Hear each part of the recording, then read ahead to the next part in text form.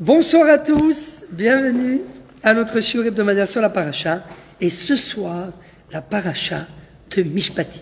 Alors, la paracha de Mishpatim, elle vient tout de suite après la paracha de Yitro. Et c'est en réalité...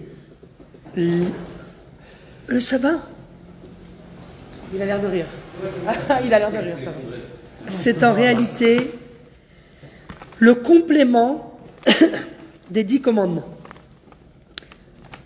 Dans quel sens? C'est également le don de la Torah. Et comment le sait-on? Eh bien, à la fin de la paracha de Mishpatim, la Torah nous raconte comment Moshe Rabbeinu est monté sur le mont Sinaï, après toutes les lois. Si on passe directement à la page 253, même 254, page 254, donc le début du chapitre 24. Chapitre 24 du livre de l'Exode. Vel Moshe Amar, Ale El Hashem, Ata ve'Aaron, Nadav ve'Avihu ve'Shvi miziknei Israël, ve'ishtachavitem merachok. À Moshe, Akadosh Baruch Hu lui a dit, monte vers moi, donc sur la montagne du mont Sinaï. Venigash Moshe levado El Hashem, ve'hem lo yigashu ve'am lo ya'alu imo. Et après, Vayavo Moshe ve'yisaper la'am et kol divrei Hashem, ve'et kol ha'mishpatim, Vayan kol ha'am kol echad vayomru, kol ha'dvarim asher diber Hashem, na'aseh. Donc, alors, là, il y a, bon, je ne vais pas rentrer parce que sinon ça va prendre trop de temps, mais comme nous dit Rashi ici, sur le verset Aleph, Vel Moshe Amar, Parasha zo neemra kodem aseret adiberot. C'est la dernière ligne de la colonne de droite.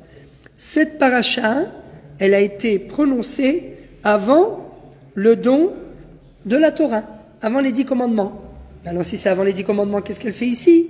Elle aurait dû être placée avant la paracha de Yitro.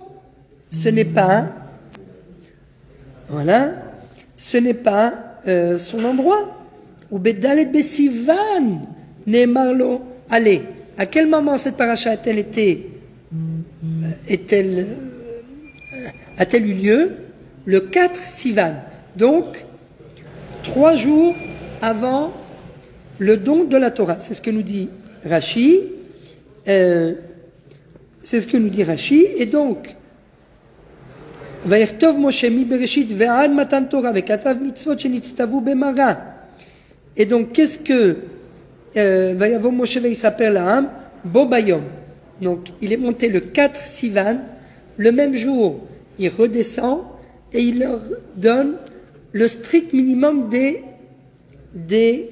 mitzvot, des commandements. C'est pour ça qu'il est écrit ici, Venigash Moshe levado el Hashem, Vayavo Moshe vayisaper la'am et kol divrei Hashem, ve'et kol ha'mishpatim, vayan kol ha'am kol echad vayomru, kol ha'dvarim asher diber Hashem, na'aseh. Et donc, en entendant cela, le peuple d'Israël se prononce tout de suite et il dit, eh ben, il n'y a pas de problème, j'achète, on prend, on est preneur et on accomplira la volonté de Dieu. Dans Yitro, ils disent aussi Naaseh. Là-bas, ils disent Naaseh, exact. Et là, ils vont dire Naaseh Venishma. Et alors, regardez, bon, vraiment, juste pour l'ordre chronologique, parce que c'est vrai que ça, c'est important.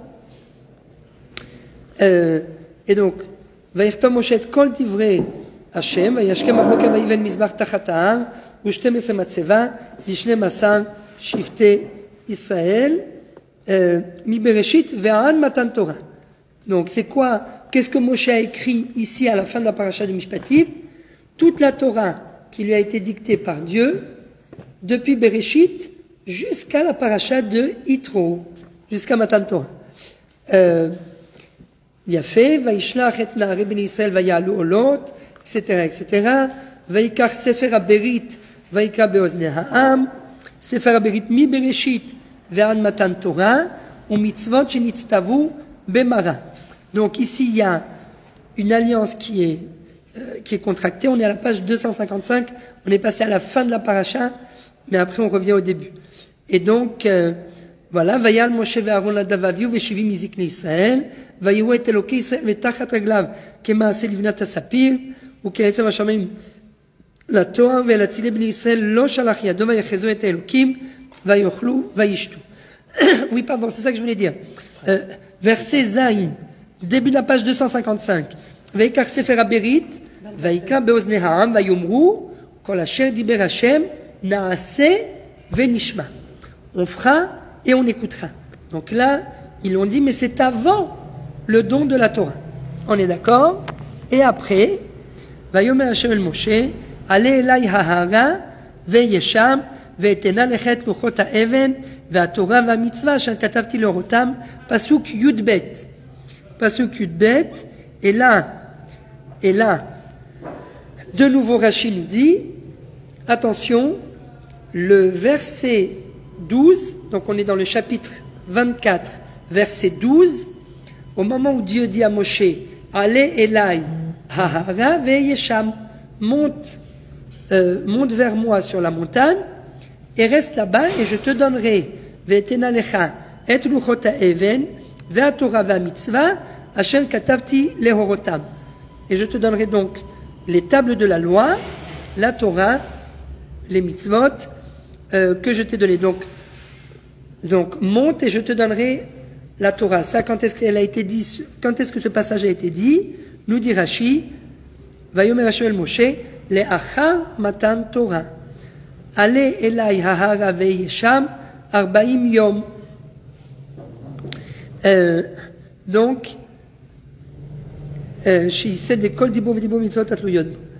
donc ici Rashi nous dit, allez la yara ve'yesham 40 jours.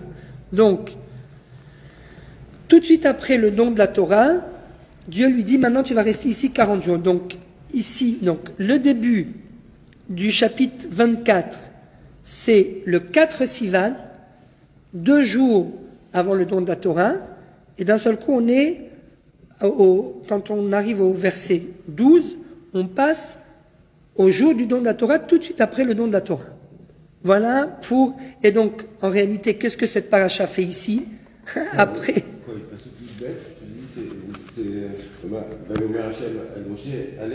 Allez, Elai, Ha'ara. Mais tout de suite après avoir donné les 10 commandements.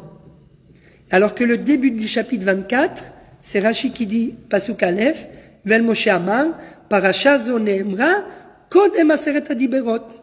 Donc, le début du chapitre, c'est avant les 10 commandements. Au milieu du chapitre, quand on arrive au verset 12, on passe après les 10 commandements. Le début du chapitre, avant les 10 commandements, le 4 Sivan. Au milieu du chapitre, on passe après les 10 commandements. Et où sont les 10 commandements? Eh bien, ils sont dans la paracha de Yitro. Et donc, on est obligé de dire, En Mugdam ou Meuchar Batorah. Voilà. Voilà, il n'y a pas d'ordre. Et donc ce passage, mais c'est pas pour rien qu'il a été placé ici. On va pas rentrer parce qu'il y a toute une démonstration. On parlera de ça, hein, parce que je vais absolument parler de la Cour suprême ce soir. Rentrez dedans, comme ça ils nous fermeront Facebook. Non. Voilà, mais... oui, qu'est-ce que tu voulais dire, par exemple, ça? Non, il faisait la traduction. Tu peux faire la traduction? Non, c'est qu'il n'y a ni avant ni après. Il ne faut pas chercher à trouver une antériorité, une postériorité. La Torah, c'est pas ça. Voilà. C'est un ordre supérieur à la chronologie. Bidiouk. Ça n'empêche pas de réfléchir. Oui, bien sûr. Il y a une raison là pourquoi ça a été amené après. Il y a une raison. Oui. Sinon on ne comprend pas. Il n'y a pas d'ordre. Tu mets Abraham à la fin. Il y a une raison, c'est parce qu'en fait, c'est en rapport, bon, je le dis en 2 mots, mais on ne va pas faire la démonstration. Blineda, on le fera peut-être Mardi prochain. Mardi prochain, on parlera d'une autre chose, mais on parlera peut-être l'année prochaine. Parce que voilà, mais donc restez avec nous, ne repartez pas. En 2 mots, l'essentiel, le but pour lequel la Torah place ce passage après le don de la Torah, c'est pour nous dire en fait qu'il y a eu une alliance, l'alliance dont on parlait, parce qu'après il y a écrit, regardez, je reviens au verset 8, Vaikach Moshe et Adam, Vaizrok Alaam. Donc, ici, dans le verset 5, Moshe Rabbeinu envoie les jeunes d'Israël, et il leur demande d'amener des offrandes. Et donc, ils égorgent, etc., pour Hachem, et Moshe Rabbeinu va récupérer le sang de ces sacrifices. Vaikach Moshe, verset 6, Vaikach Moshe Chatzi Adam, Vayasem Ba'aganot, Vachatzi Adam, Zarak al Mizbeach. Donc la moitié du sang, il le met dans des entonnoirs, et l'autre moitié, il le verse sur l'autel. Et après, verset 8, Moshe prend du sang donc qu'il y a dans les entonnoirs, Vaikach Moshe et Adam, Vaizrok al ha'am, Vayomer, Hine, Dam Aberit, Asher Karat Hashem imachem, al kol advarim ha'el. Donc a priori là, on est avant le don de la Torah. Et Moshe Rabbeinu contracte une alliance avec le peuple d'Israël au nom de Dieu, en leur disant, voilà le sang de l'alliance que Dieu a contracté avec vous sur toutes ces choses. Mais en réalité, si ça a été dit avant le don de la Torah, ça veut dire qu'il y a une alliance qui a été contractée. Je vais peut-être vous choquer, c'est... ouais. Non, est-ce que vous voulez dire que, par exemple, dans Yitro, il y a presque une condition nécessaire avant le don de la Torah, c'est l'édification de règles sociales et de gouvernance. Nachon. C'est ça, quand même. Nachon. Ça ne veut pas dire que c'est supérieur, mais que faut quand même une sorte de maturité aussi. Il faut se séparer de la femme pendant 3 jours, etc. Mais même Yitro, il apporte ça aussi. Oui, avec la hiérarchie. Nachon. La hiérarchie, etc. Nachon. Rien non plus que c'est adossé, quoi, dans Yitro. Nachon. La Torah et une formation, on va dire, de la structure de la société, quoi. Nachon.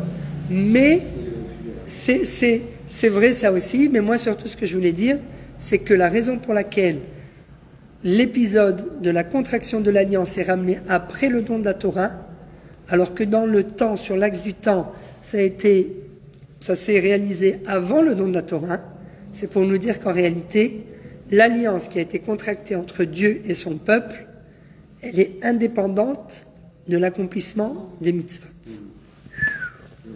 Écoutez, alors on ferme tout, on ferme les synagogues, on ferme, je suis plus rabbin, la ma. Vous vous rendez compte?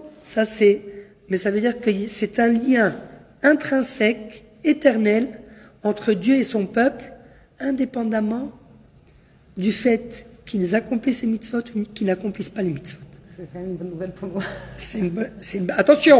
Attention, n'allez pas mal comprendre, il faut faire les mitzvot. Vous voyez bien, ça c'est un shreimel, et ça aussi c'est un shreimel. Ça c'est des papillotes, et ça aussi c'est des papillotes. Il travaille avec 2 heures de retard, il est déguisé en quoi? En rabbin comme vous. Alors, non, mais en fait c'est ce qu'on appelle la ségoula. La ségoula du peuple d'Israël, c'est-à-dire qu'il y a un lien intrinsèque qui découle du lien entre les patriarches et Dieu, qui est indépendant de l'accomplissement des mitzvot. Maintenant, ça c'est important, ça veut dire regarder à quel point Dieu aime son peuple. Maintenant, d'un autre côté, si on veut être l'associé de Dieu, il faut bien évidemment dévoiler pour être son associé. Il ne va pas garder avec lui des associés des bras cassés. Et il va prendre des gens sur qui il peut compter, des tzadikim. Donc, oui, notre rôle, c'est de dévoiler la Bechira. C'est toute la question de la Ségoula et de la Bechira. La Ségoula, c'est, on a été choisi, il y a une alliance qui a été contractée, indépendamment de l'accomplissement des mitzvot, mais d'un autre côté, il y a également la Bechira. C'est-à-dire qu'il faut choisir d'être le partenaire de Dieu. Il faut être son associé. Et pour être son associé, bien sûr qu'il faut essayer d'accomplir dans les moindres détails la Torah et les mitzvot. Mais, alors vous allez me dire, alors à quoi ça sert s'il y a une ségoula, il y a un patrimoine spirituel, métaphysique, un lien métaphysique qui a été contracté entre Dieu et son peuple, ça veut dire quoi? S'il faut de toute façon accomplir les mitzvot, ça veut dire que même lorsque le peuple n'accomplit pas les mitzvot, il reste le peuple de Dieu. Et ça, c'est élémentaire. Pourquoi? Parce que nos cousins, les chrétiens, pendant des décennies, ça fait 2000 ans qu'ils hurlent et qu'ils disent « Vous n'êtes plus le peuple de Dieu. Vous avez été abandonné par Dieu parce que vous avez fauté. » Regardez l'envers de la médaille. Comme vous avez fauté au moment de la faute du veau d'or dans la paracha de Kitissa. Donc ça aussi, il n'y a pas d'ordre. Parce que la paracha de Kitissa, c'est la faute du veau d'or. Et la faute du veau d'or, c'est au bout de 40 jours. Donc ça aurait dû être écrit avant la paracha de Trouma et de Tetzavé, les parachutes de la semaine dernière. Puisque ça parle de ce qui s'est passé pendant les 40 jours, à la fin du 40e jour, quand Moshe Rabbeinu redescend du mont Sinaï, il trouve le veau d'or et il casse les tables de la loi. Mais là aussi, il n'y a pas d'ordre chronologique, parce que la paracha de Terouma et Tetzavé, elles aussi, ont été dites par Dieu à Moshe lorsqu'il était sur le mont Sinaï. Donc, à part ce petit bout, ce petit épisode, depuis le début de la paracha de Yitro, depuis le moment des 10 commandements jusqu'à la fin de Kitissa, eh bien en fait c'est, à part ce petit bout-là, c'est une seule et même, tout ça a été dit pendant les 40 jours où Moïse était sur le mont Sinaï. Maintenant, vous allez me dire, donc c'est la question qu'on a posée, oui mais alors s'il y a un patrimoine spirituel, métaphysique, qui dépasse l'entendement humain et qui n'est pas du tout en rapport, qui ne dépend pas de l'accomplissement des mitzvot. Qu'on fasse les mitzvot ou qu'on ne fasse pas les mitzvot, on reste le peuple de Dieu. Mais ça veut dire quoi si on a dit qu'au final, pour être l'associé de Dieu, il faut faire les mitzvot? Alors ça veut dire quoi qu'on reste le peuple de Dieu? Ça veut dire qu'on a été choisi par Dieu. C'est en fait cette notion, elle vient exactement contredire la théorie du christianisme. Le christianisme, eux, disent, quand vous avez fauté au moment du veau d'or, vous avez été abandonné par Dieu. Et c'est pour ça d'ailleurs qu'il y a le Nouveau Testament chez les chrétiens. Et après ça, comme vous n'avez pas fait la volonté de Dieu, eh bien, il vous a abandonné et il a choisi des nouveaux témoins, les témoins de Dieu, et des nouveaux enfants. Là, sur ce point-là, nous on dit non, c'est pas vrai. C'est ça la ségoula et la prira. La ségoula, ça veut dire qu'on a été choisi. Il y a eu justement avant le don de la Torah, il y a une alliance qui a été contractée. Ça veut dire quoi? Ça veut dire que c'est terminé. Et l'alliance, elle a été contractée avant le don de la Torah. Ça veut dire quoi? Avant le don de la Torah? Qu'elle n'est pas conditionnée à l'observation des lois de la Torah. Un homme de parole et qui ne change pas sa parole. C'est depuis Abraham qu'elle a été contractée. Oui, non, mais là, il y a une nouvelle alliance au moment, juste, puisqu'on a dit que ce passage, il a eu lieu juste avant le don de la Torah, le 4 Sivan. Donc ça veut dire quoi? Quelle est l'importance de ce passage? On a posé la question pourquoi il a été posé ici et pas avant, etc.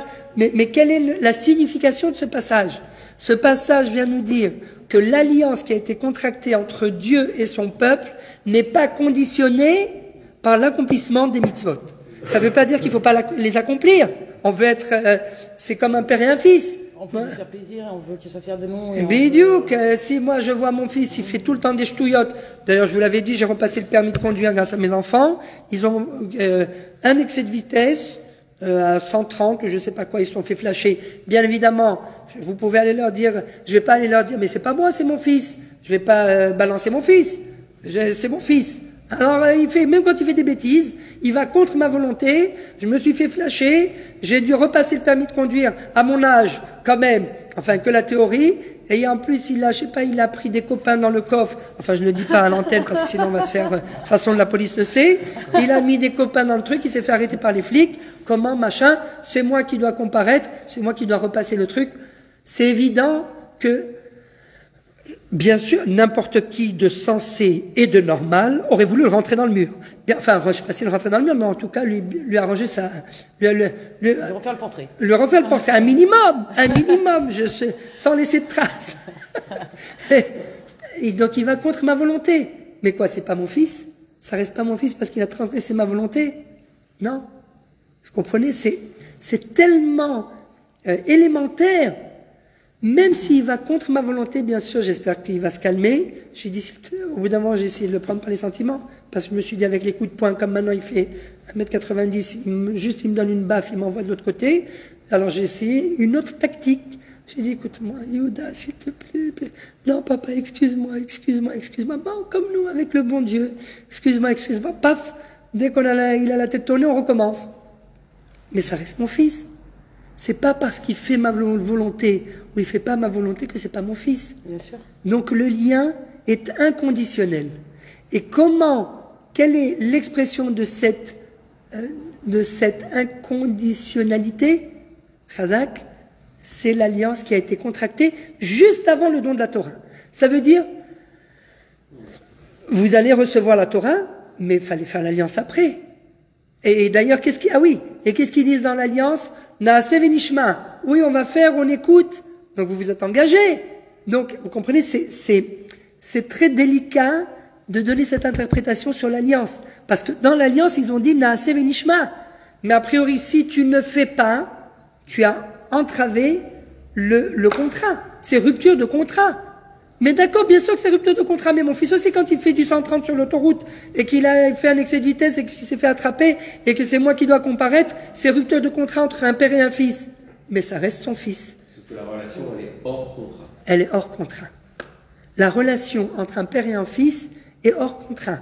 La relation entre Dieu et ses enfants, elle est hors contrat. C'est exceptionnel. Et tout celui, bien sûr, qui se joint au peuple d'Israël, à partir du moment où il a voulu accepter, il faut bien sûr accepter le contrat. Sinon sur quoi ça retient? C'est rien du tout. Il faut passer, et c'est pas seulement ça. On en a déjà parlé, par rapport au processus de la conversion, il y a en fait la sortie d'Égypte et le don de la Torah. Pourquoi on n'a pas reçu la Torah tout de suite, avant même de sortir d'Égypte? Parce qu'il faut un processus qui est en 2 temps de mouvement, en 2 parties. Première partie, sortir du statut de non-juif. Comment on sort du statut de non-juif? On sort d'Égypte. On abandonne toute la mentalité non-juive. On se sépare et après, petit à petit, on avance et on prend sur nous, pendant 49 jours, la traversée depuis la sortie d'Égypte jusqu'au don de la Torah. On traverse la mer Rouge comme le mikvé, exactement comme la personne qui se convertit, qui doit passer par le mikvé. On a fait la Brit Mila avant de sortir de l'Égypte. Donc on est vraiment, c'est le peuple qui se convertit. C'est exceptionnel.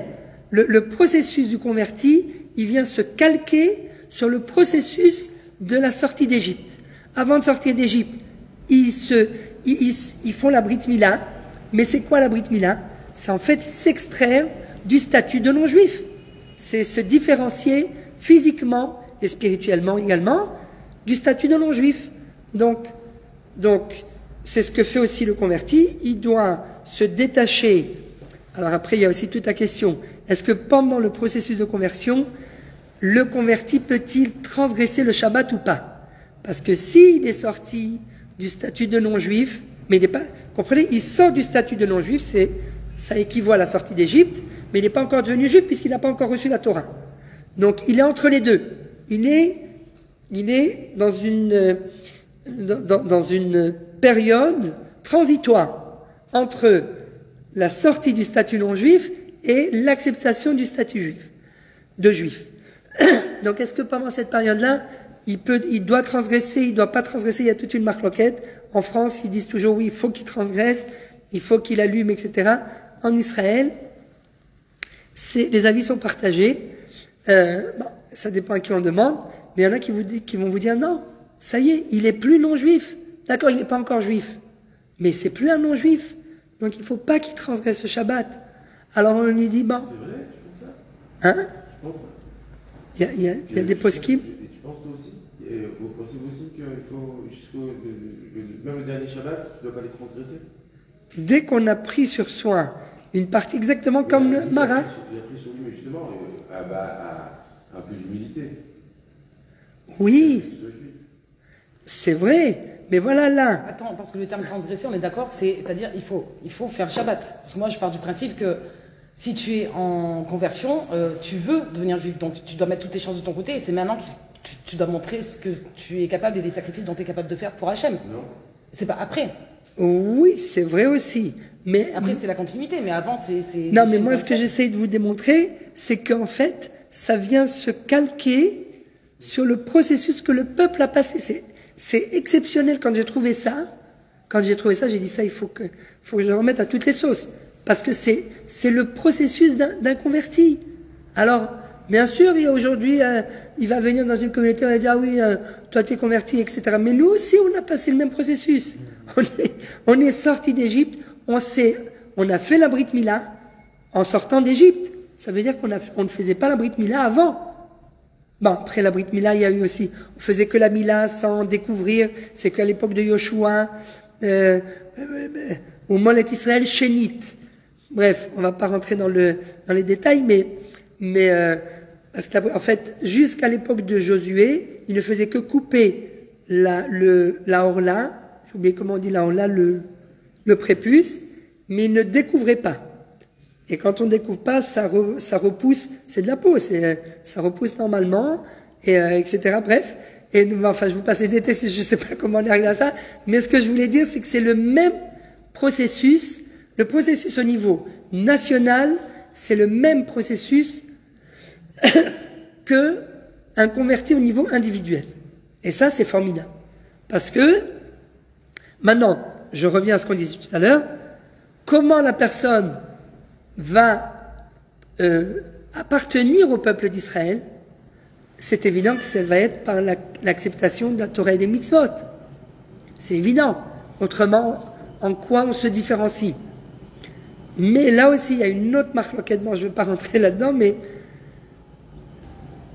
une fois que le converti a été converti, est-ce qu'il devient juif à part entière, indépendamment de l'accomplissement de ses mitzvot? Et ça veut dire que une fois qu'il est converti, même s'il lâche toutes les mitzvot, il reste quand même juif? Ou est-ce qu'on va dire, ah ben non, pour un converti, s'il abandonne toutes les mitzvot, il n'a plus de raison d'être juif, et donc rétroactivement, sa conversion est annulée. Il y a des poskim qui pensent comme ça, des décisionnaires, qui disent, si la personne, une fois qu'elle a été convertie, ne pratique pas les mitzvot, eh bien sa conversion est annulée rétroactivement. Et d'autres qui disent non. Il a décidé de ça je veux dire, c'est pas Hachem a décidé de ça en lui disant, bah écoute, tu n'as pas accompli tes mitzvot, donc oui, cela sera ta peine, mais... Oui, mais qui est-ce qui a rendu le converti juif? C'est par l'intermédiaire du Beddin. Le Beddin a statué comme quoi il devient juif. Il a fait la Brit Mila pour les hommes, il a fait le mikvé, et le Beddin a statué, et il lui a dit, maintenant tu vas dire Shema Israël.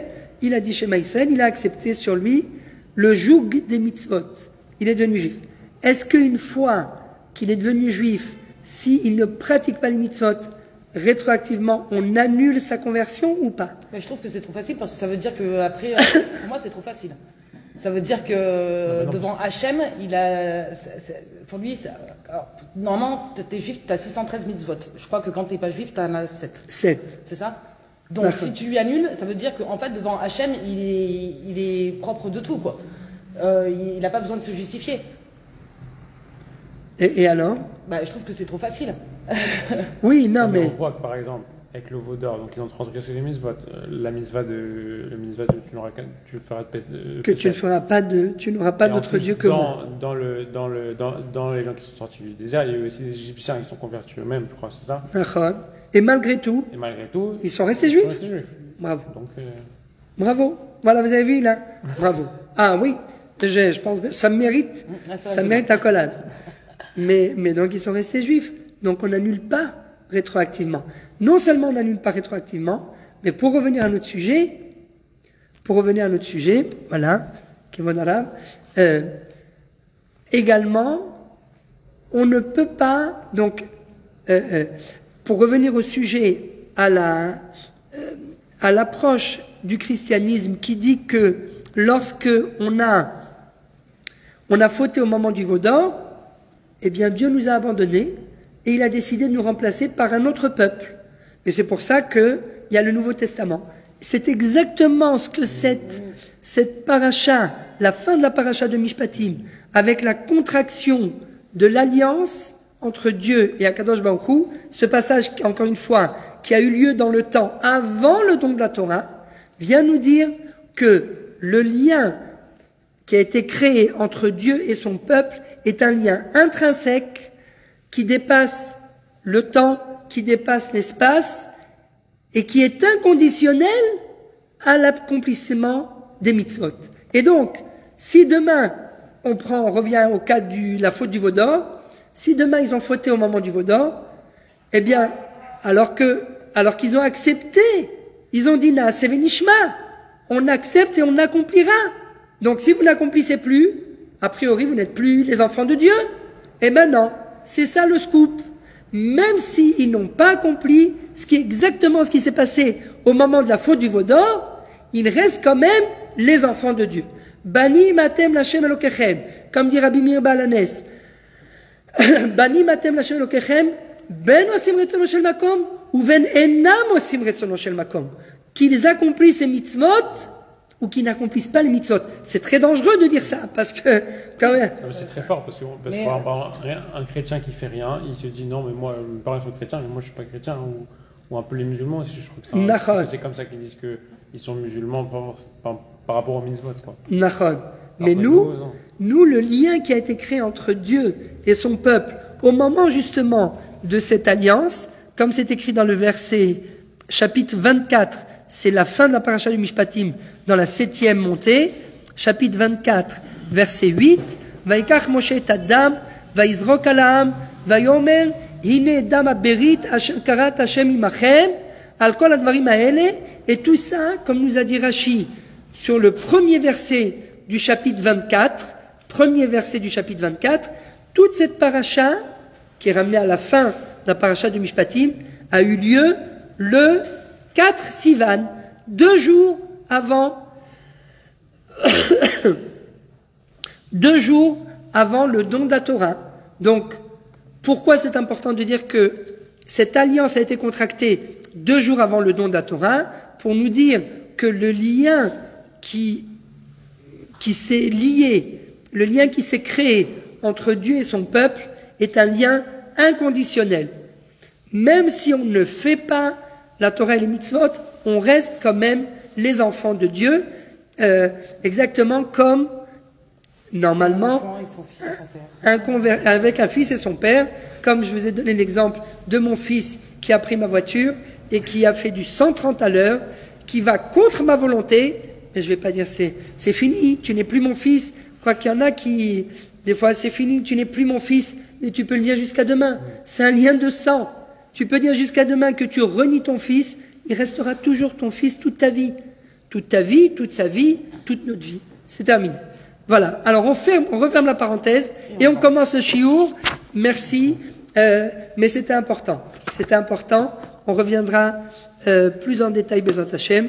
Je voudrais, Rabotai, dans cette paracha de Mishpatim, donc on a traité la fin de la paracha. Je reviens au début de la paracha. Voilà, je vous donne le programme. Je voudrais, en quelques minutes, ça va aller vite, traiter de la paracha du Mishpatim au niveau individuel, mais également au niveau national. Bidiouk. Je dis pas collectif, je dis national. Et vous allez comprendre pourquoi. Léoumi, Bidiouk. Le début de la paracha nous parle de quoi? Le début de la paracha, il y a de l'eau. Non, il y en a plus, Le début de la paracha nous parle de quoi? Elle nous parle de l'esclave. L'esclave juif qui a été vendu parce qu'il a volé. Donc il doit rembourser sa dette à la société. Comment rembourser sa dette à la société? Il n'a pas d'argent pour rembourser sa dette. Comment il va la rembourser? En travaillant. Il travaille chez un maître, il va être acheté par un maître et il va rembourser sa dette à la société. Seulement, une fois qu'il a remboursé sa dette, eh bien, il doit être libre. Baruch atah Adonai, Eloheinu melech haolam, shehakol nihya bidbaro.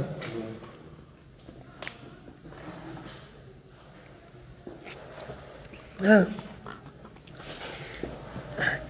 Shalom Rabbi Manu, Shalom Rabbi Maurice. Une fois que la personne a remboursé sa dette à la société, elle est libre. Seulement, qu'est-ce qui se passe dans notre paracha, hein? Cet esclave qui a été vendu parce qu'il n'avait pas de quoi rembourser. Donc, il va vendre sa force de travail en travaillant chez un maître.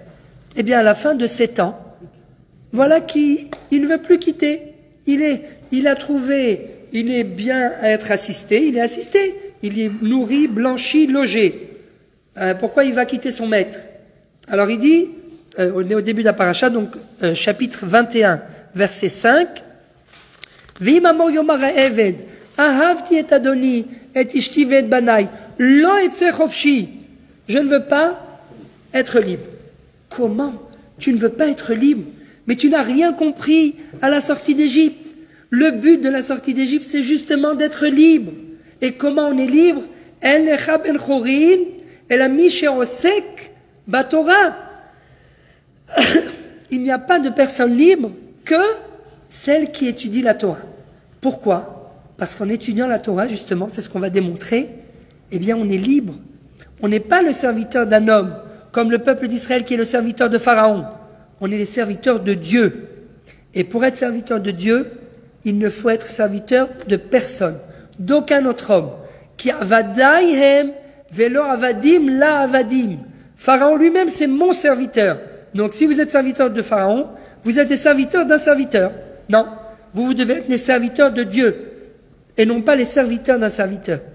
Seulement, cet esclave qui est assisté pendant 7 ans et qui se plaît à être assisté, il est nourri, blanchi, logé, ne veut pas sortir. Ah, il veut pas être libre. La Torah lui dit, mon coco, mon gaillard, on va te prendre le lobe de l'oreille et on va te percer le lobe de l'oreille, on va te le percer parce que l'oreille qui a entendu sur le mont Sinaï le premier des 10 commandements, je suis votre Dieu, Anochi Hashem Elokecha, Asher hotzeticha meretz Mitzrayim mibet avadim, je suis le Dieu qui t'ai fait sortir d'Égypte, de la maison des esclaves. Tu as entendu que vous êtes sortis de l'esclavage et tu veux malgré tout retourner à l'esclavage? Tu n'as rien compris, on doit te percer l'oreille. Ça, c'est le premier thème de notre paracha. Après, on a encore 2 autres thèmes. Rabotai, accrochez-vous, ça va chauffer. On a encore 2 autres thèmes. Quels sont les 2 autres thèmes?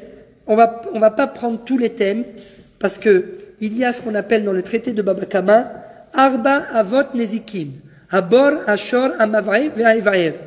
Les 4 litiges, un peu, les dommages. Les 4 dommages, les 4 prototypes de dommages. Abor, Ashor, le puits, le taureau, Amavraï, la dent ou le pied d'un animal, Ve'aïvaïr, et le feu. Nous, on va prendre que 2 dommages sur 4. Parce qu'on on va essayer de se restreindre. 2 dommages. Voilà, les autres l'année prochaine, billet. Le puits et le feu. Qu'est-ce qui est écrit par rapport au puits? Eh bien, si vous ouvrez, donc rappelez-vous, Rabotai, quel est le rapport entre le début d'un paracha qui nous parle de l'esclavage, de l'esclave, Eved Ivri, cet esclave qui a été vendu pour rembourser sa dette à la société après qu'il ait volé et il n'a pas de quoi rembourser, et la suite de la paracha, le chapitre 21, verset 33. Vechi iftach ishbor, page 245, le dernier passage. Vechi iftach ishbor, o ki yichre ishbor, velo yechasenu, une personne qui a ouvert un puits dans le domaine public. Alors vous allez voir qu'aujourd'hui, un puits, c'est quelqu'un qui a fait tomber de l'huile sur la route. Quelqu'un qui est tombé en panne en plein milieu de la route et qui ne veut pas retirer sa voiture de l'autoroute. Il a créé un puits. Pourquoi? Parce que si jamais il ne retire pas sa voiture de l'autoroute et que quelqu'un lui rentre dedans, c'est lui qui est responsable. Il faut tout de suite évacuer le véhicule. Tout de suite. J'ai une responsabilité. Je ne peux pas laisser ma voiture, je me taille, je ferme je ferme la porte, et puis après moi le déluge. Non, monsieur. Vous avez bien dit à votre fils, ça. Ça, je l'ai dit. Il dit, non, messieurs, dames, non, je ne peux pas laisser un puits en plein domaine public. Et là, ce que nous dit, comme le dit Rachi, je vous passe les détails, c'est Rachi, sur le verset 24, dit Bouramatril, Baal Habor, Baal Atakala, celui qui a, donc de quoi il s'agit ici? Quelqu'un qui a creusé un puits en plein domaine public, il ne l'a pas recouvert, il a laissé son puits tel quel et il est parti. Donc a priori, s'il est parti, il n'est pas à côté du puits, peut-être que le puits ne lui appartient plus. Et s'il y a quelqu'un qui tombe à l'intérieur, ben, il n'est pas responsable. C'est pas le sien. Il est parti, il n'est pas à côté. Non, nous dit Rashi, verset 34, Baal Habor Baal Atakala, Afalpi she'en abor shelo, she'asao birshut harabim, asao akatuv, be'alav, litrayev alav, benezakav. C'est l'une des trois choses que la personne a abandonnées et la Torah a récupéré, elle l'a fait rentrer de nouveau dans le domaine du propriétaire, de celui qui a creusé ce puits. Et pourtant, oulala, on a un chargeur. C'est quoi, c'est un Apple? Non, c'est un Samsung. Je peux aller chercher un bout de fil, j'en ai pour 5 minutes. 5%. Je vais en chercher un bout de fil? Non, c'est bon. Ah, vous en avez? On va pas le temps, 5%. Vous en avez un, vous habitez loin? Non, avec la trottinette, dans 5 minutes, je suis revenu. Ah, 5 minutes, vous êtes revenu, c'est vrai? 5%, 5 minutes? Oui, c'est au magasin, je vais chez mes cousins. Un chargeur ou un chargeur Samsung externe? Ouais, j'ai trop parlé. Comme ça? Je prends une photo. Ouais, allez-y. Tac, ils ont plein de chargeurs, je t'en ramène. Oh là là, t'en as un. Ça, on le met là-bas peut-être. Comme d'habitude, voilà, je m'excuse. Je suis sur Facebook, ce que je rate. Alors, on vous le complète. Donc, Je suis un peu grosse. pardon. Donc, qu'est-ce que nous dit la Torah? Le propriétaire du puits a abandonné le puits, il est parti. Malgré tout, la Torah va appeler le puits sur le nom du propriétaire, sur le nom de celui qui l'a creusé. Donc la Torah va dire, ce puits appartient à celui qui l'a créé. Et donc, nous dit la Torah, Venafal shama shor chamor, et il y a ou un taureau ou un âne qui tombe dedans, verset 34, Baal Habor Yeshalem. Le propriétaire du puits, comme nous a dit Rashi, c'est pas le propriétaire puisqu'il a creusé et il est parti, il l'a abandonné. Oui, mais tu peux partir, tu peux l'abandonner, ça reste ton puits, ça reste ta responsabilité. Pourquoi? Parce que tu n'as pas recouvert le puits. Et à partir du moment où tu ne l'as pas recouvert, eh bien c'est toi qui as créé le dommage. Baal Habor Yeshalem, Kesef Yashiv Livralav. Il devra rembourser l'argent, Ve'amet Yelo, et le corps, la sépulture du taureau ou de l'âne est à lui. Première question, qu'est-ce que nous dit Rashi? C'est pas ce Rashi-là, pardon. Qu'est-ce que nous dit l'Agmara? L'Agmara nous dit Venafal Shama Shor Ochamo, un taureau ou un âne qui sont tombés. Nous dit l'Agmara Shor Velo Adam, Hamor Velo Kelim. Que si c'est un taureau qui est tombé dans le puits, alors là, le propriétaire du puits est responsable de rembourser. Mais si c'est un homme qui est tombé dans le puits, le propriétaire du puits est exempté. Pourquoi? Qu'est-ce qui se passe? Et Shor Velo Adam, Hamor Velo Kelim.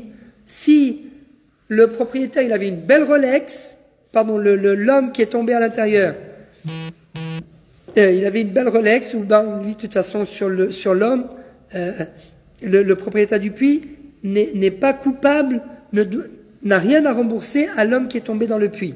Voilà, j'ai reformulé. Mais s'il y avait des ustensiles, la porcelaine en France, comment ça s'appelle? De Limoges. De Limoges. Ah bah oui. J'aimerais connaître Limoges.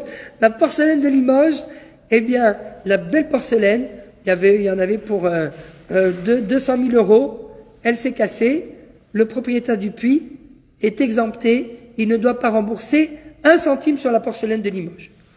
Shor velo Adam, Hamor velo Kelim. La question qui se pose, c'est pourquoi si le puits est une source de dommages, eh ben, peu importe ce qui est tombé à l'intérieur, tout ce qui est, à partir du moment où le puits a endommagé, le propriétaire du puits doit rembourser. Deuxième question par rapport au feu. Esh. Nous sommes dans le chapitre prochain, quelques psukim après, chapitre 22, verset 4. Ki yavaer ish sade okerem, veshilach et be'iro, ou bier bisde acher, metav sado metav kamo yeshalem. Pardon, pasuk 5, verset 5. Donc, chapitre 22, dans l'Exode, verset 5. Ki tetse esh, ou matzah kotsim, veneechal gadish, ou akama, ou asade, shalem yeshalem hamavair, et habe'ira. Vous avez allumé un feu dans votre propriété. Le feu s'est propagé et il est arrivé dans la propriété de votre voisin. Et dans la propriété de votre voisin, il a endommagé, lo alenu velo alechem, il a endommagé les biens de votre voisin. Vous devez payer. Pourquoi? Moi, j'ai allumé le feu dans mon domaine. Je ne suis pas responsable de ce qui se passe dans le domaine d'à côté. Mais non, parce que à partir du moment où vous avez allumé le feu, même si c'est dans votre domaine, vous avez abandonné ce feu, vous l'avez laissé se propager, vous êtes responsable du feu, vous devez payer. Ah, mais viennent les chachamim et nous disent, oui, ça c'est vrai, mais dans quel cas c'est vrai?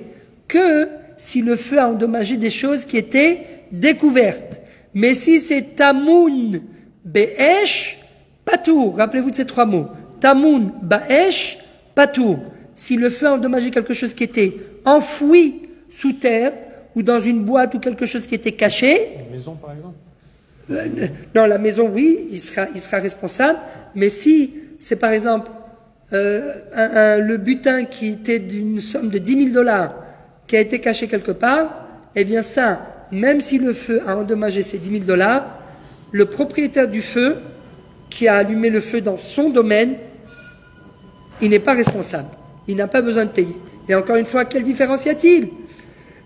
Si le feu est une source de dommages, exactement comme le puits, si le puits est une source de dommages, qu'est-ce que ça peut bien faire?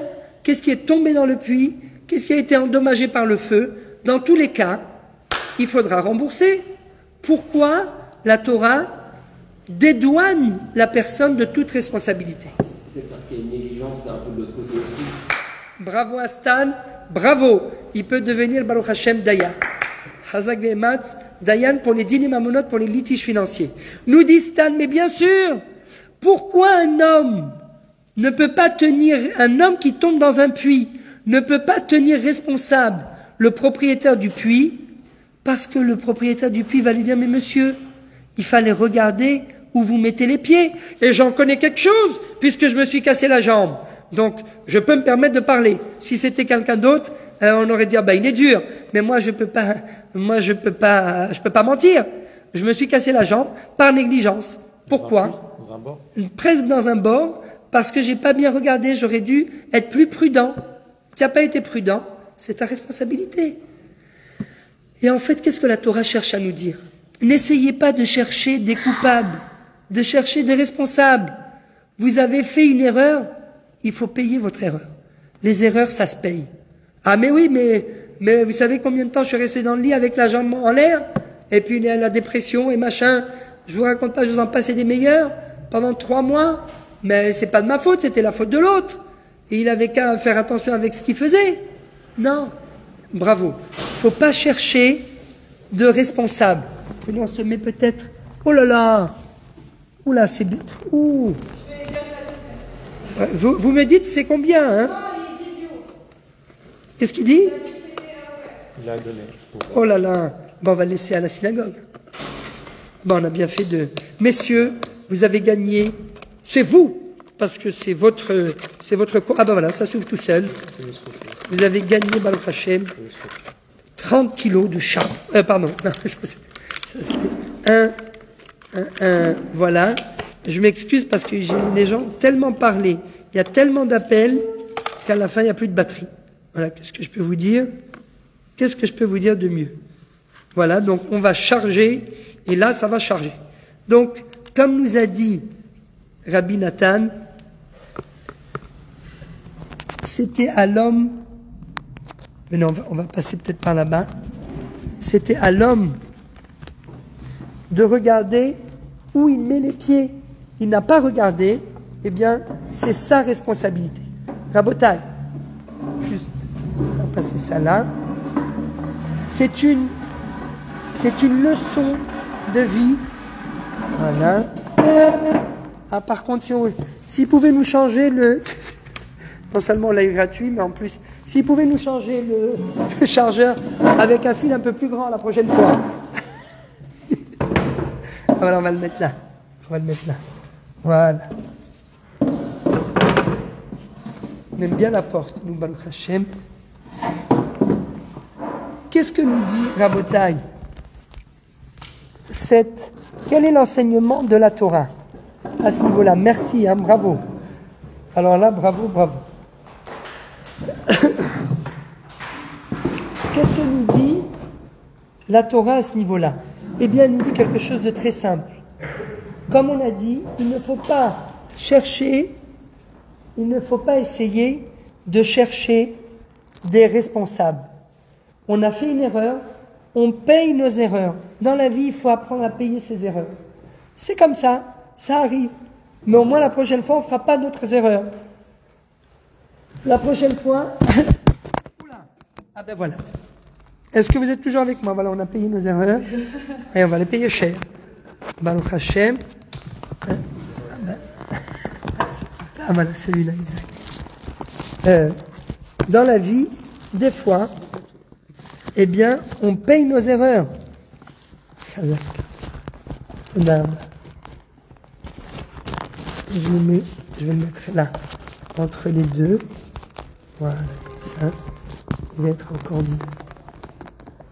Voilà, Chazak. Dans la vie, il faut parfois payer ses erreurs. C'est pas grave. On paye ses erreurs, mais après... Parce que le shor ou le khamar, il n'a pas de bravade. Bidiouk. Si c'est un âne qui tombe dans le puits, eh bien un âne, comme son nom l'indique, c'est un âne, c'est un ahmar. Eh bien oui, l'âne, il ne va pas regarder où il a mis les pieds. Mais un homme, c'est pas un âne. Donc un homme, on peut lui réclamer, regarde où tu mets les pieds. Dans le langage de la Gemara, ça s'appelle Ibayel Iyuni. Il aurait dû regarder où est-ce qu'il pose les pieds. Alors, maintenant attention, des fois, si la personne nous prouve par A plus B qu'elle ne pouvait pas voir, il faisait nuit, il y avait une flaque d'huile sur la route, on ne pouvait pas voir. On ne pouvait pas voir, ça c'est autre chose. C'est pas intentionnel. Ça c'est intentionnel. Et là bien évidemment, si c'est quelque chose qu'on ne pouvait pas voir, même un homme, c'est au responsable du puits à payer. Ça s'appelle Dina de Garmi. Dina de Garmi, comme c'est écrit dans le Shulchan Aruch, Siman Shin Pechet, 388 dans Choshen Mishpat. Dina de Garmi, c'est d'avoir shachiach, etc. C'est quelque chose de commun. Et puis vraiment, la personne qui a trébuché ou qui a glissé, elle va nous prouver comme quoi elle ne pouvait pas voir. Elle est aveugle. Mais elle est aveugle, bien sûr que on ne va pas lui dire vous auriez dû regarder. C'est au propriétaire du puits de payer. Tout ça pour vous dire quoi, Rabotai? Le lien entre le début de la paracha et ces deux passages, ça c'est la première partie au niveau individuel.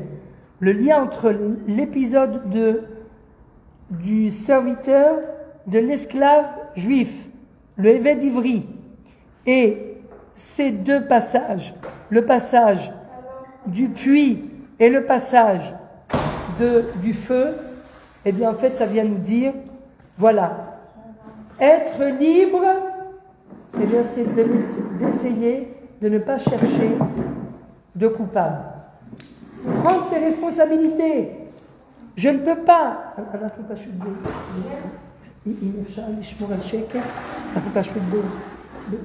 בשידור חי. תודה. בסדר גמור.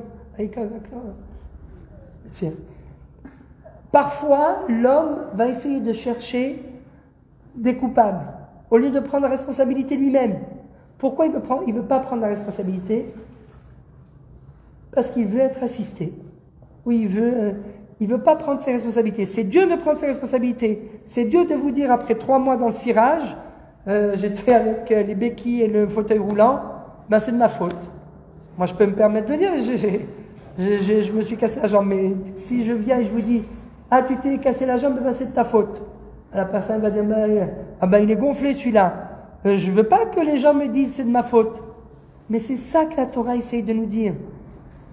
Vous êtes sortis d'Égypte, vous êtes devenus libres. Devenir libre, c'est prendre ses responsabilités. C'est mettre à l'épreuve son libre arbitre. Des fois, on va faire des erreurs. C'est bien sûr qu'on ne peut pas toujours, avec notre libre arbitre, faire le meilleur choix. Bien sûr que des fois, on va se tromper. Mais au moins, je suis libre. Au moins, j'ai fait le choix. Et j'ai fait le choix, c'est mon choix, je prends ma responsabilité. Et très souvent, aujourd'hui, vous avez des gens, parce que comme Baruch Hashem, il y a des assurances, on est couvert. C'est exactement la notion de couvrir. Une assurance, elle couvre son, comment on appelle quelqu'un qui cotise? Son assuré. Bidou. L'assurance couvre l'assuré. Ça veut dire quoi couvrir? Ben, elle le couvre pour tout. Voilà, elle le couvre pour les accidents. Elle le couvre pour, donc elle le couvre. Donc comme la personne est couverte, eh ben, elle est moins vigilante, exactement. Des fois, elle va prendre des risques qu'elle n'aurait peut-être pas prises si elle ne savait pas que, si elle savait qu'elle ne serait pas couverte. Mais comme on est couvert, on se dit, allez, on est au ski, vous voyez la pente, une pente de je ne sais pas combien de degrés, et le prof de ski vous dit, mais oui, vous pouvez y aller gentiment, vous pouvez y aller sûrement. Le type, il commence sa pente de ski, 30 mètres plus tard, plus loin, il est parti en l'air, il a cassé la jambe, l'épaule, tout ce que vous voulez. C'est une catastrophe. Pourquoi? Il est couvert. Il a une assurance. Allez, j'essaye, je tente. Mais c'est pas ça. Il a voulu, c'est son choix. Il a voulu utiliser son libre arbitre. Il l'a utilisé. Le résultat était un mauvais résultat. Mais il est libre. Mais c'est ça que la Torah veut nous dire. Prends tes responsabilités. N'essaie pas de chercher des coupables à ta place. C'est toi le responsable. Ça, c'est au niveau individuel. Pourquoi je vous parle de tout ça? Alors là, maintenant vous allez comprendre. Rabotai, en Israël, il y a, la semaine dernière, le chef du tribunal de grande instance, c'est-à-dire ce qu'on appelle le chef du Bagatz, le tribunal de grande instance, c'est M. Yitzhak Amit qui a été élu. Et ce M. Yitzhak Amit, eh bien, il a trempé dans plein de choses. Le juge, il a jugé des choses qu'il n'aurait pas dû juger. Et voilà que la Yoetzet HaMishpatit, la conseillère juridique de l'État, Madame Miara, je sais, Maurice, ne t'inquiète pas, elle est ashkénaze, mais elle s'est mariée à quelqu'un de chez nous qui s'appelle Miara, Barav Miara. Donc voilà. Eh bien, elle, madame, et c'est pour ça que c'est très très grave et il faut en parler pendant la paracha de Mishpatim, eh bien, elle a dit non, il n'y a aucune objection, elle ne voit aucune objection à ce que le chef de la Cour suprême soit quelqu'un qui est qui ne sait pas, comment on dit, nifsol et tatzmo, il ne s'est pas sorti de, il ne s'est pas interdit, disqualifié, voilà, il ne s'est pas disqualifié d'affaires qui touchaient en fait son frère. Pour une maison qu'il avait ici à Rehov Eilat, à Tel Aviv, il y avait une maison, il a dit, ah oui, mais moi, après on lui a posé la question, conflit d'intérêts, bidou, des conflits d'intérêts, et donc qui est-ce qui devient le chef de la Cour suprême, quelqu'un qui est bourré de conflits d'intérêts. Il a eu des conflits d'intérêts à toutes les sauces. Premier problème.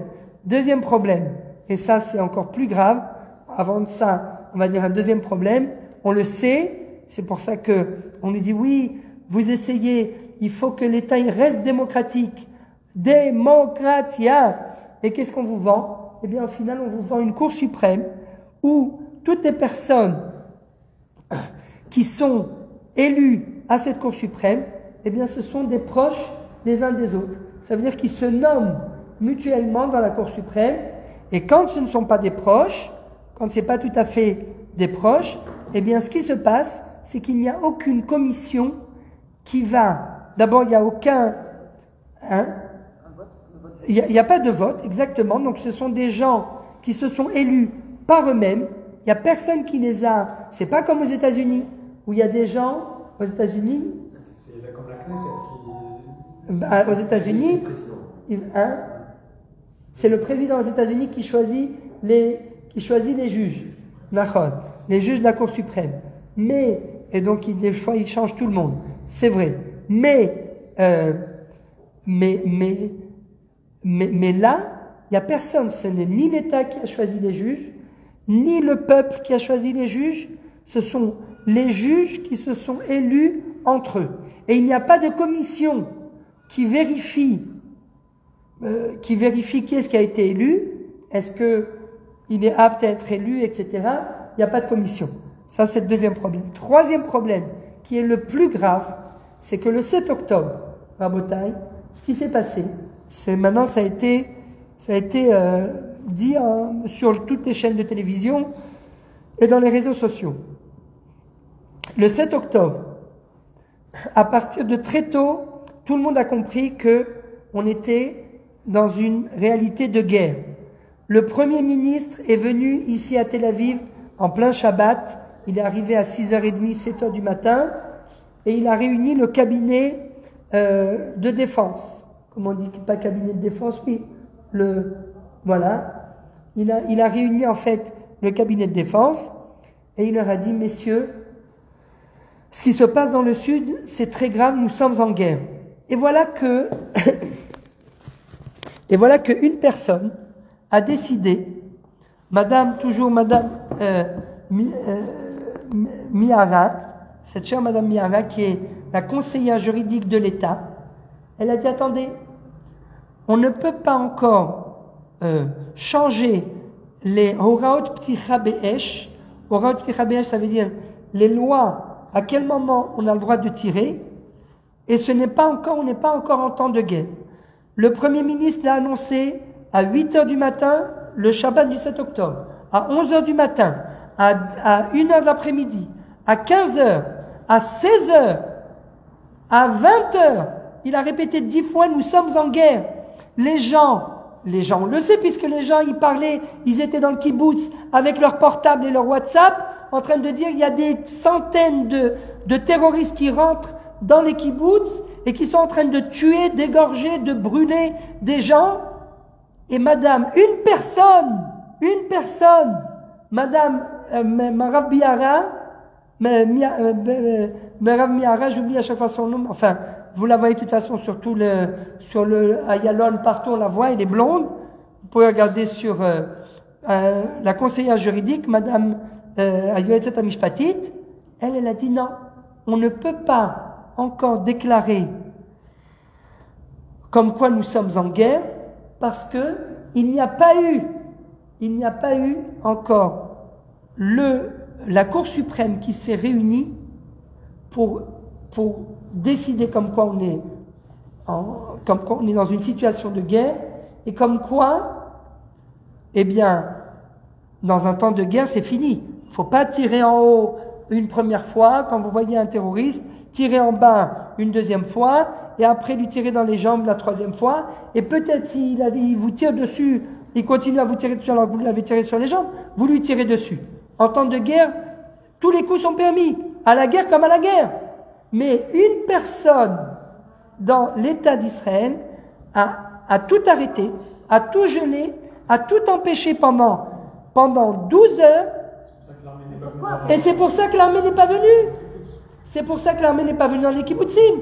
Parce qu'il n'y avait pas encore, parce que le tribunal de grande instance n'avait pas encore donné l'ordre. Alors que l'État a donné l'ordre. Tu as tout compris. Vous avez, en fait, normalement, il y a ce qu'on appelle un reshut amechokeket, va reshut amevatzat. Vous avez, comment on appelle reshut, l'autorité, mais il y a le pouvoir, voilà, Chazak. Le pouvoir juridique, le pouvoir constitutionnel, comment on dit? Législatif, exécutif. Voilà, législatif, exécutif et judiciaire. Le pouvoir législatif, exécutif et judiciaire. Le pouvoir judiciaire, ce sont les tribunaux, la cour de grande instance. Ça, c'est le pouvoir judiciaire. Le pouvoir législatif, c'est la Knesset. Le pouvoir exécutif, c'est l'État. C'est l'État qui décide, est-ce qu'on est en guerre ou on n'est pas en guerre. Donc, le pouvoir judiciaire, c'est approprier le pouvoir exécutif. Vous vous rendez compte, c'est une révolution. Le pouvoir judiciaire en Israël le 7 octobre, mais c'est pas que le 7 octobre, parce que ça dure bien avant le 7 octobre.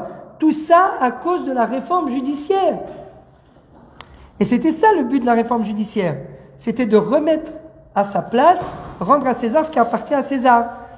Le pouvoir législatif, et le pouvoir exécutif et le pouvoir judiciaire, le pouvoir exécutif et le pouvoir législatif. Mais là, non. Le pouvoir judiciaire, la justice, c'est approprier le pouvoir exécutif. Elle a tout bloqué quand même. Il y a eu beaucoup. On se souvient tous de cette journée, mais bien sûr qu'il y a eu. Ça a été horrible.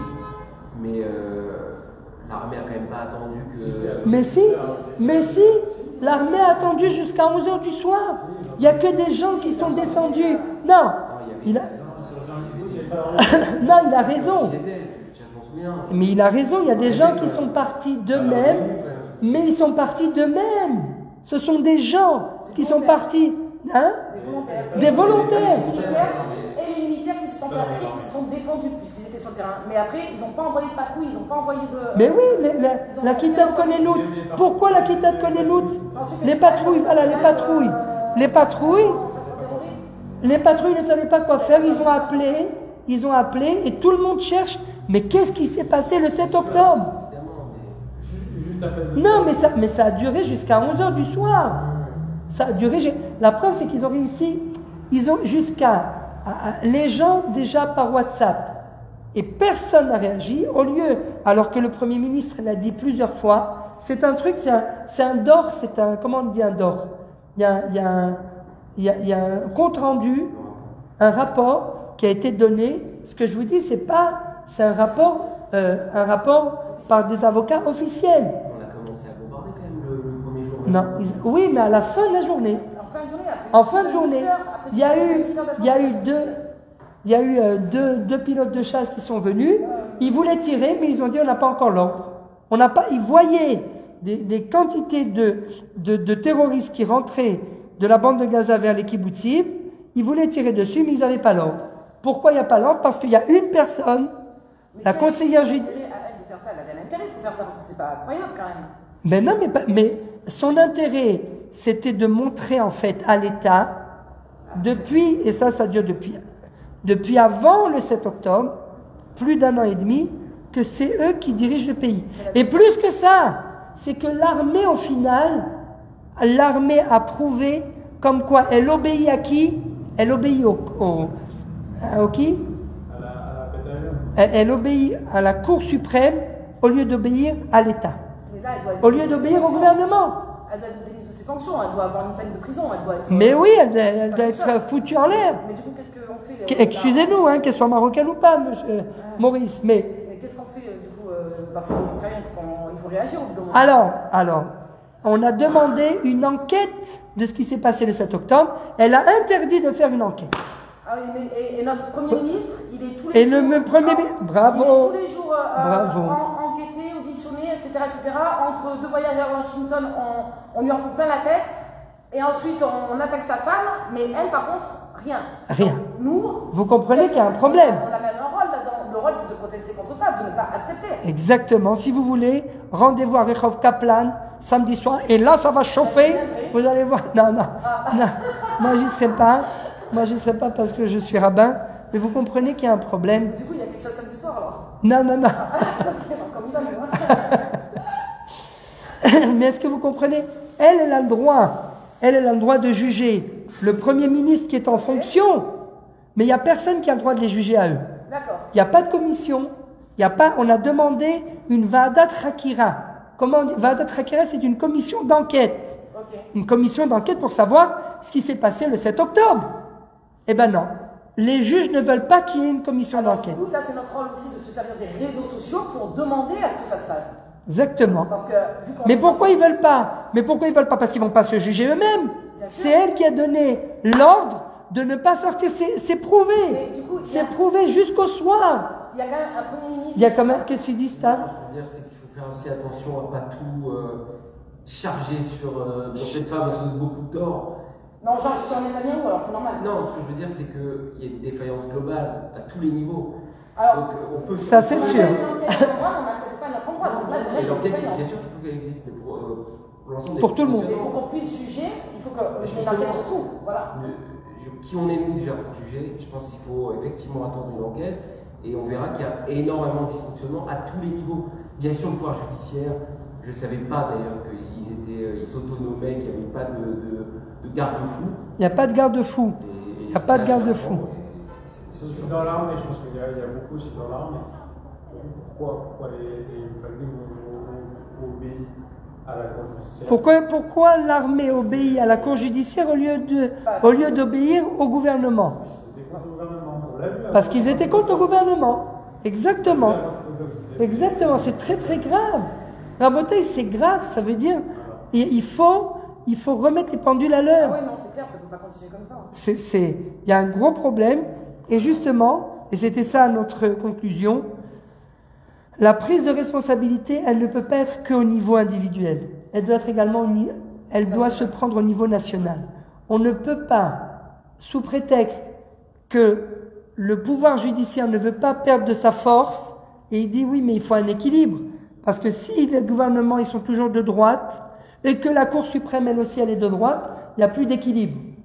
Mais c'est faux. D'abord, il faut qu'il y ait de la transparence. Si vous voulez vraiment de la démocratie, il faut qu'il y ait de la transparence.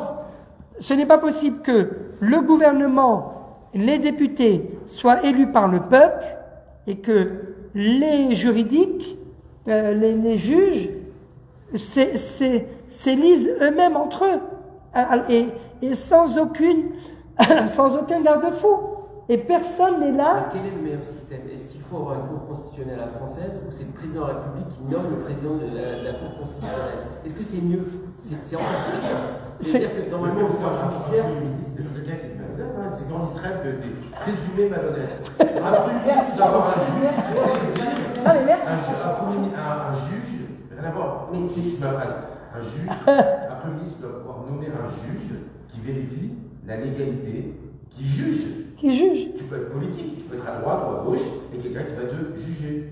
Mais Dieu. Et qu'en Israël, on te dit que tout ce qui sort de droite, je pense qu'il ne faut pas d'abord personnaliser les choses là. Voilà, à juger. Là, si on devait penser la question de la réforme institutionnelle, c'est quand même d'oublier un moment les personnes. C'est comment fonctionne la démocratie.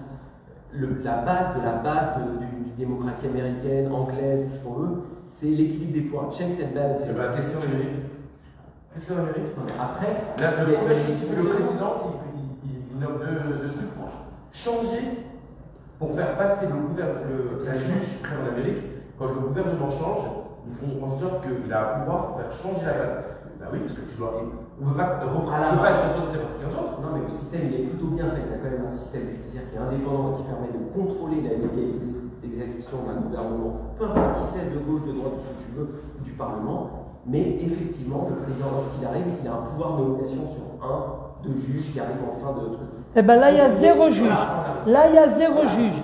Là, tous les juges sont que de gauche, il n'y a pas de juge de droite. Ça ne va pas du tout, bien sûr. C'est pas normal. Non, c'est comme si tu dis, Non, et puis c'est pas normal qu'ils se nomment entre frères et sœurs. Alors regardez, vous voyez les diagrammes, vous les voyez, le frère, le beau-frère, la belle-sœur, le machin. Non, c'est juste pas normal. Donc le côté national, on termine avec ça, messieurs. On termine avec ça parce que ça va faire pas mal de temps. Et là, la batterie est terminée. Oui, non, ça avance, mais il faut bien que... Non, Khazak, bravo. Sur le plan national, Rabotai, c'est le même principe. La Torah, elle a justement, il y a la royauté, il y a le sacerdoce, hein. Comment tu dis? Les juges, les rois, la police, Shoftim Veshotrim, il y a la séparation des pouvoirs.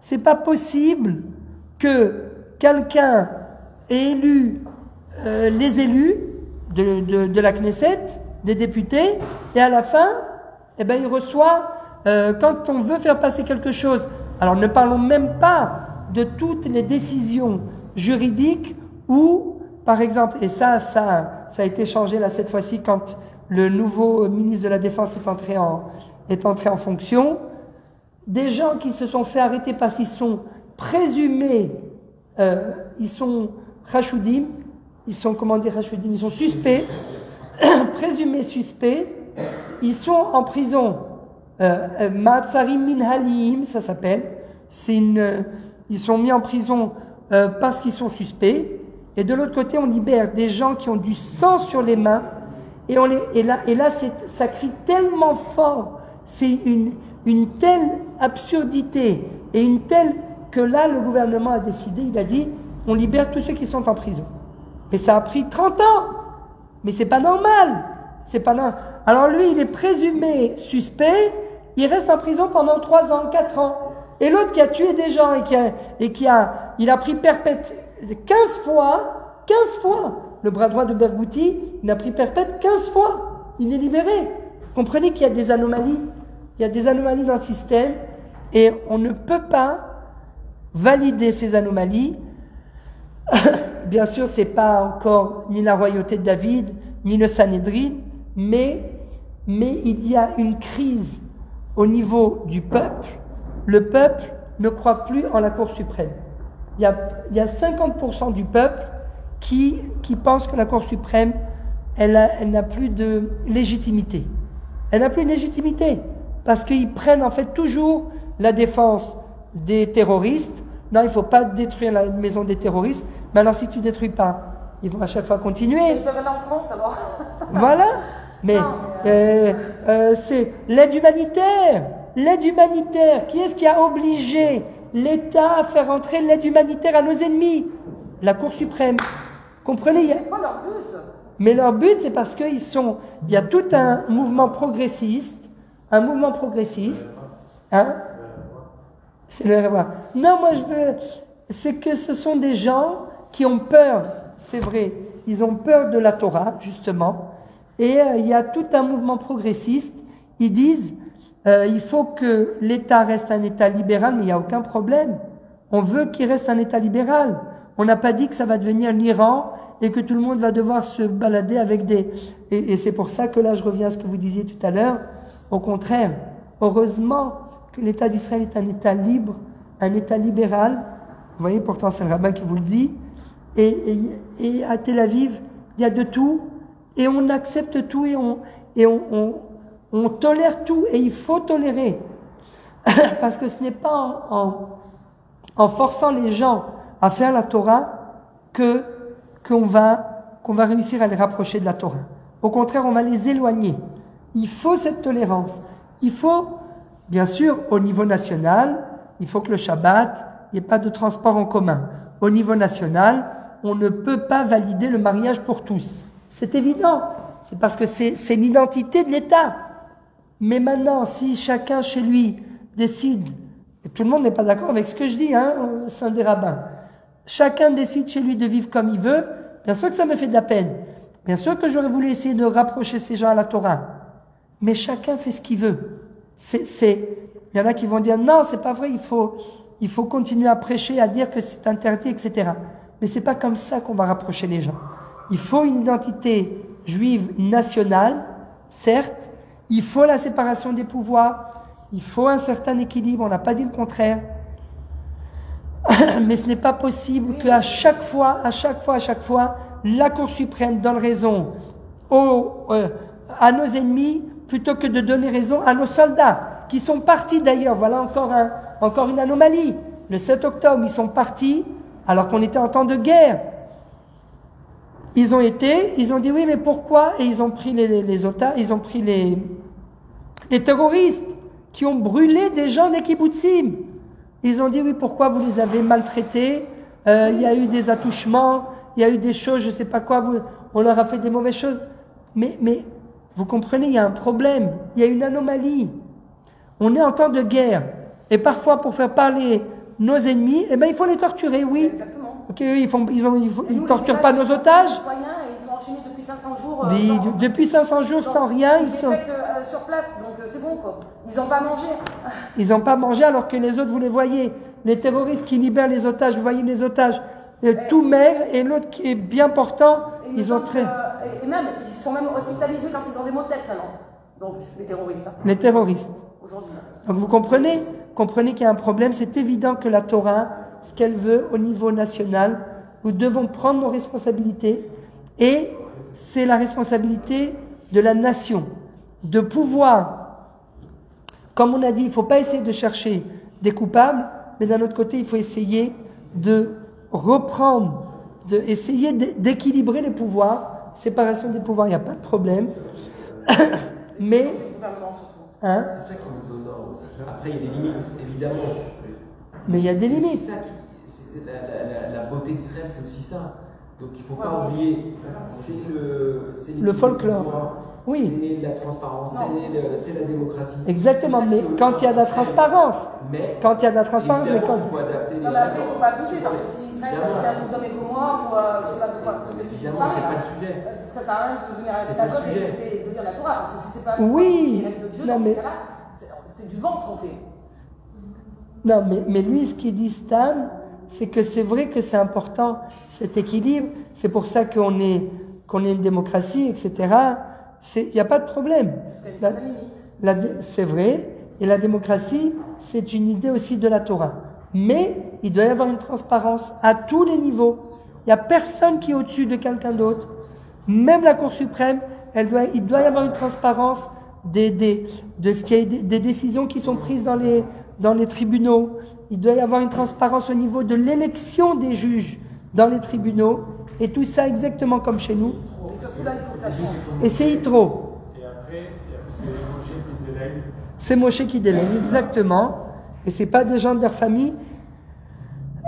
Et justement, il n'y a pas au contraire, il ne faut pas que ce soit il ne doit pas y avoir de pot de vin. Ça doit être des gens qui sont irréprochables, les juges. Donc quand vous mettez le chef du tribunal de grande instance, quelqu'un qui a plongé dans toutes sortes de choses, et quand on dit non mais on veut pas que ce soit lui, et que la conseillère juridique a dit, eh ben si ça sera lui, c'est moi qui décide et personne d'autre, toute seule. Quelque chose que les gens ne savent pas, alors on dit, qu'est-ce qu'on lui reproche Yitzhak Amit. C'est qu'il il est dans le conseil comment on dit ça, c'est dans le truc exécutif pour décider qu'est-ce qui va se passer, pour décider qu'est-ce qui va se passer avec ce terrain, ces appartements à Chovelet 18-20. Maintenant, tout le monde pense que c'est un petit truc. Va voir c'est quoi le Chovelet 18-20, c'est un complexe énorme. C'est son frère. Et Chovelet ici. Et lui, il fait partie des gens qui décident si c'est permis ou interdit. Et voir c'est quoi, c'est là où il y a le Superman. Ouais. Tu vois le grand Superman, c'est les 4 bâtiments comme ça, c'est ça. En face du Superman. Ah, derrière le Superman. En face de l'IPS. Ouais. Là, l'IPS 26, Canada-Israël. Ouais. Il y a l'énorme Superman. Ouais. Tous ces immeubles-là, pour réussir, il y a un grand parking, toutes ces galeries, ces deux immeubles-là énormes qui sont entre les deux, c'est énorme. C'est énorme complexe. C'est des millions. C'est de ça qu'on parle. Écoutez, c'est. Voilà. Merci pour votre attention. Shabbat Shalom Uvorach et d'excellentes nouvelles qu'on puisse Ashiva Shofatair Kevarishona Veyotzenu Kevatahila. Merci. Shabbat Shalom. Voilà. Shabbat Shalom Uvorach. Merci à tous.